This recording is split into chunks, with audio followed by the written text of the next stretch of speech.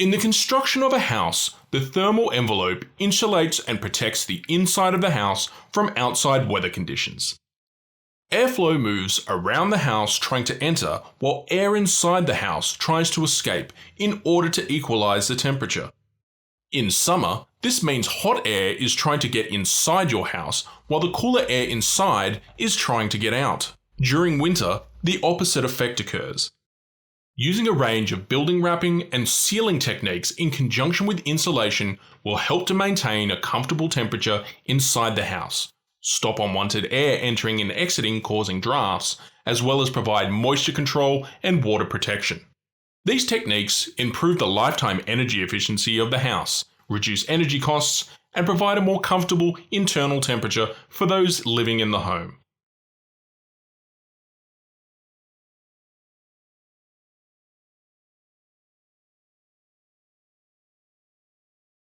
Hi, so my name's Kevin Swain. I'm a carpenter and builder, and I'm working in the area of high performance buildings. And this includes wrapping houses properly.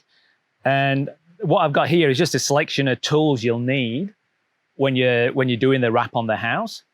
And I'll run through them for you. So when you're doing it, firstly, what you're going to need some sort of stapler, or if you don't have a stapler, you could use these tacks, which are quite standard to fix the wrap to the house. And you can use a hand stapler.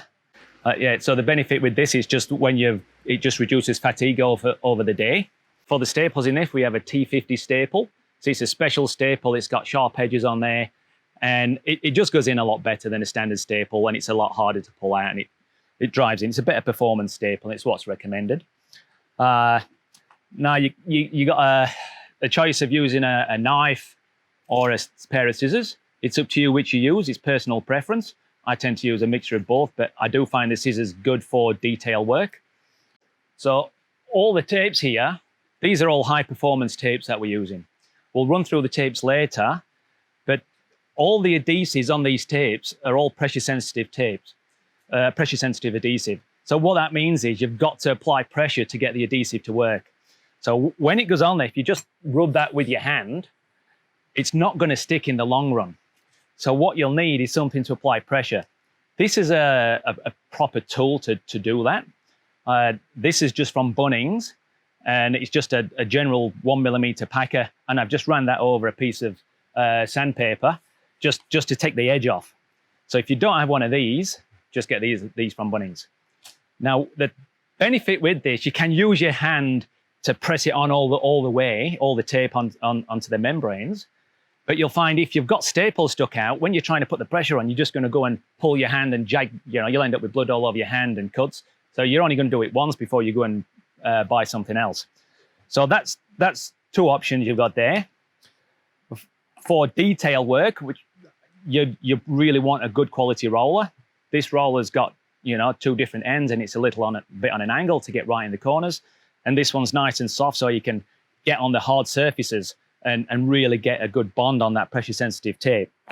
I've also got this one as well, so I'd probably not be using this one, but it's also handy to have, just because just to have all the tools. It just means you can do a proper job there.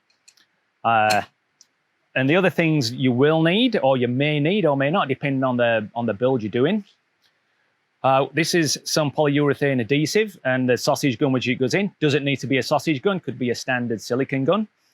But the advantage of this is that it's very high quality, good longevity on it, and it's what you need when you're doing a job like this.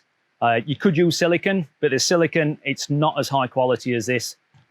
So a polyurethane adhesive is the best way to go. And the other thing we will be using for around the windows and a few other places is a polyurethane expansion foam. This is a low expansion foam, and I always recommend getting a low expansion foam simply because you get more control, and what you get with the high expansion foams, it can actually press some of the framing out around the windows. It expands that fast.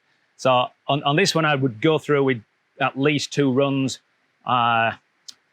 just to avoid any movement in your window frames when we use, but we'll go through that later. And this is just a gun that goes on there. You use it this way up.